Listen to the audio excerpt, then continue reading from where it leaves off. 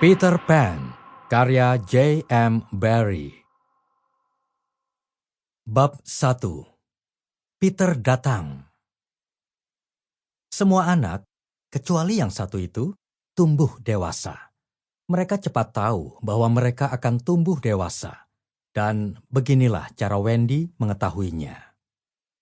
Suatu hari ketika berumur 2 tahun, ia bermain-main di kebun dan memetik sekuntum bunga. Lalu berlari-lari sambil membawa bunga itu kepada ibunya.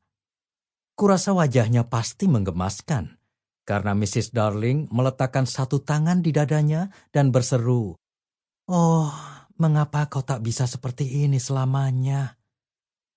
Hanya itu yang terucap di antara mereka tentang topik tersebut. Namun semenjak saat itu, Wendy tahu bahwa ia harus tumbuh dewasa. Kau selalu tahu setelah berumur 2 tahun. 2 adalah permulaan dari akhirnya. Mereka tinggal di nomor 14 di jalan tempat tinggal mereka. Dan sebelum Wendy lahir, ibunya adalah yang terutama. Ia seorang wanita cantik, dengan benak romantis serta mulut manis menggoda. Benak romantisnya mirip kotak-kotak mungil dari wilayah timur yang misterius itu. Kotak di dalam kotak. Dan berapapun kotak yang kau temukan, selalu saja ada kotak lain di dalamnya. Sementara mulut manis menggoda itu mempunyai sebuah ciuman di bibirnya yang tak pernah didapatkan oleh Wendy. Meskipun ciuman itu ada di sana. Benar-benar tak kentara di sudut sebelah kanan. Begini cara Mr. Darling memenangkan istrinya. Beberapa pria terhormat yang dulunya masih bocah ketika Mrs. Darling masih gadis cilik, ternyata mencintainya secara bersamaan. Dan mereka semua berlari-lari mendatangi rumahnya untuk meminang, kecuali Mr. Darling, yang memanggil kereta dan tiba paling dulu. Jadi dialah yang mendapatkan Mrs. Darling.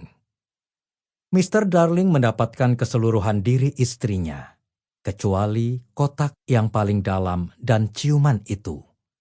Ia tidak pernah tahu tentang kotak itu, dan lama-kelamaan menyerah untuk mendapatkan ciuman tersebut. Wendy mengira ayahnya mungkin telah mendapatkannya. Namun aku bisa membayangkan ayahnya terus berusaha, lalu pergi dengan gusar sambil membanting pintu.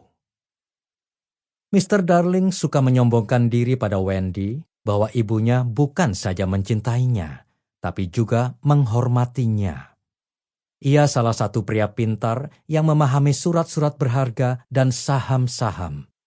Tentu saja sebenarnya tak seorang pun paham. Namun ia kelihatannya cukup paham. Dan ia sering berkata bahwa surat-surat berharga naik dan saham-saham turun dengan cara sedemikian rupa. Sehingga mau tak mau wanita manapun menghormatinya. Mrs. Darling menikah dengan memakai gaun putih. Dan mula-mula ia mencatat pengeluaran-pengeluarannya dengan sempurna, hampir dengan senang hati, seolah-olah itu permainan, sehingga tak satu cabai pun yang luput. Namun lama-kelamaan, 1 kubis bulat hilang, dan yang ada justru gambar-gambar bayi tanpa wajah. Ia menggambar mereka, padahal semestinya ia menjumlah. Mereka adalah teka-teki Mrs. Darling. Pertama-tama lahir Wendy, kemudian John, kemudian Michael. Selama seminggu atau 2 minggu setelah kelahiran Wendy, Mr. dan Mrs. Darling menjadi ragu apakah mereka akan mampu memeliharanya. Karena itu berarti ada 1 mulut lagi yang harus diberi makan. Mr. Darling benar-benar bangga dengan anak perempuannya. Namun ia sangat terhormat. Jadi, ia duduk di tepi tempat tidur Mrs. Darling, memegangi tangan istrinya sambil menghitung-hitung pengeluaran. Sementara Mrs. Darling memandanginya dengan tatapan memohon. Ia ingin mengambil risiko itu tanpa memedulikan apapun. Namun itu bukan cara suaminya. Cara suaminya adalah dengan sebatang pensil dan sehelai kertas.